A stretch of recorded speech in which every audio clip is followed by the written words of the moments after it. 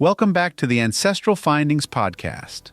Every year, as clocks shift an hour forward in spring and an hour back in fall, the tradition of daylight saving time sparks a mix of enthusiasm and frustration. Some love the extended evening daylight, while others find the adjustment disruptive. But this twice-yearly clock change, deeply rooted in American life, reveals a fascinating history of energy conservation, economic interests, and even wartime urgency.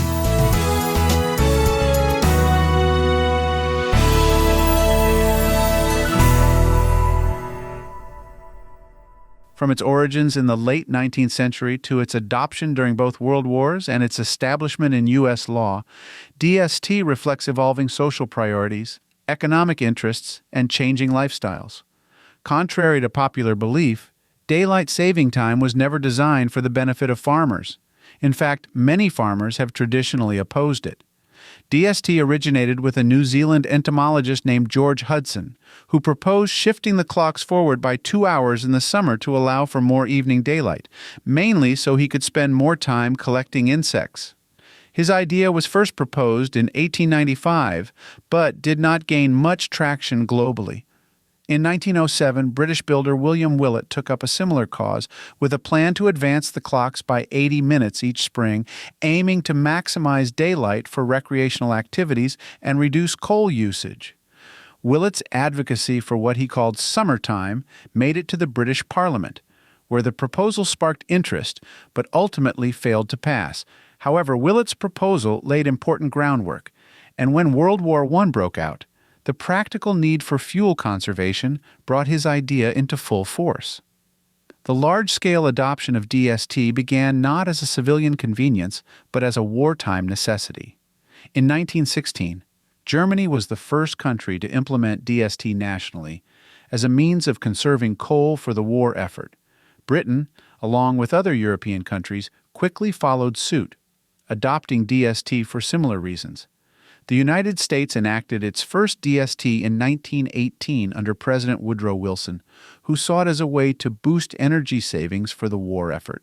However, unlike Germany and Britain, the U.S. quickly repealed DST after World War I, as the public and several farming communities resisted the change. When World War II erupted, DST once again became a national priority in the United States. President Franklin D. Roosevelt reinstated DST in 1942 under the term wartime, intending it to be a temporary measure to conserve fuel. Wartime lasted from 1942 to 1945, after which individual states were left to decide whether to continue DST. This led to a chaotic period where different regions followed varying DST schedules, creating a patchwork of timekeeping that complicated transportation, broadcasting, and other industries dependent on consistent schedules. The lack of uniformity in DST practices prompted Congress to pass the Uniform Time Act in 1966. This legislation established a standardized DST schedule across the United States from April to October, while allowing individual states to opt out if they preferred. Arizona and Hawaii, both with abundant daylight year-round, chose to remain on standard time. This standardization brought consistency to the U.S. and ended the chaotic local time adjustments that had plagued the post-war years. Later amendments extended DST into March and November, largely due to lobbying by businesses eager for more daylight hours for shopping and recreation. One of the driving arguments for DST has been energy conservation. By providing an extra hour of evening daylight, DST was thought to reduce the need for artificial lighting, thereby saving electricity. However, studies on DST's actual impact on energy savings have been mixed. While some studies suggest modest savings in electricity, others point to increased air conditioning use in warmer regions, potentially offsetting any benefits. Despite the inconclusive data, economic interests, particularly from retail and recreational industries, have continued to support DST. The Chamber of Commerce has historically been a major proponent, recognizing that extended evening daylight encourages shopping, dining out, and attending events. In recent years, DST has come under scrutiny for its impact on public health. Research shows that the transition to DST in spring is associated with an increase in heart attacks, strokes, and traffic accidents, likely due to the disruption of people's natural sleep cycles.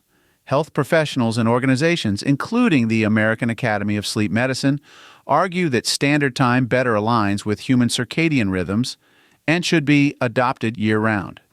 These health concerns have contributed to a growing movement to abolish or make DST permanent, as seen in several U.S. states and numerous legislative proposals in Congress. Today, DST remains a divisive issue in the U.S. In 2019, a poll by the Associated Press found that 70% of Americans supported ending the biannual clock changes, though they were split on whether to adopt DST or standard time permanently. Several bills to make DST permanent have been introduced in Congress, with strong support from the tourism, retail, and sports industries, which benefit from longer daylight hours. Internationally, other countries like Russia, Kazakhstan, and Turkey have experimented with permanent time adjustments, although some later reverted back due to public discontent over darker mornings in winter. The twice-yearly clock change endures as a topic of debate, with compelling arguments on both sides.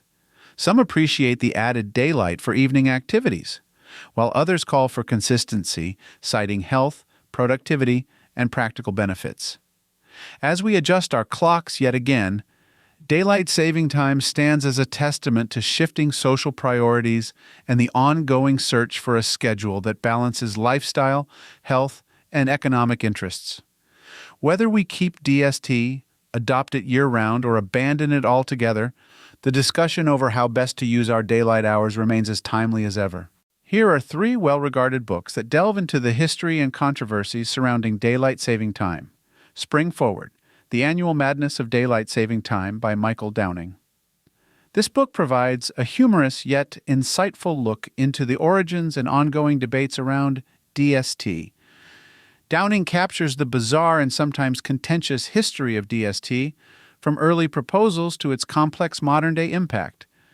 The book is both accessible and engaging, offering readers a chance to understand why this seemingly minor issue sparks such passionate debate. Seize the Daylight, the curious and contentious story of daylight saving time. By David Prerau. Written by one of the leading experts on DST, this book covers the scientific, political, and social aspects of timekeeping.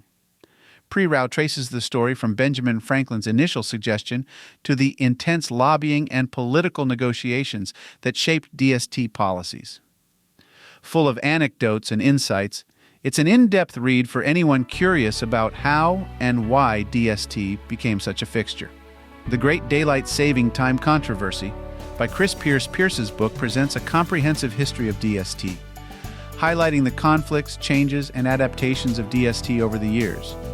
From its wartime implementations to recent political battles, Pierce details the ups and downs of DST in the U.S. and other countries, providing readers with a balanced look at both sides of the debate.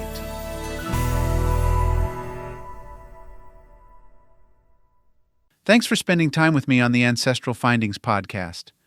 I always enjoy sharing these stories, tips, and discoveries with you.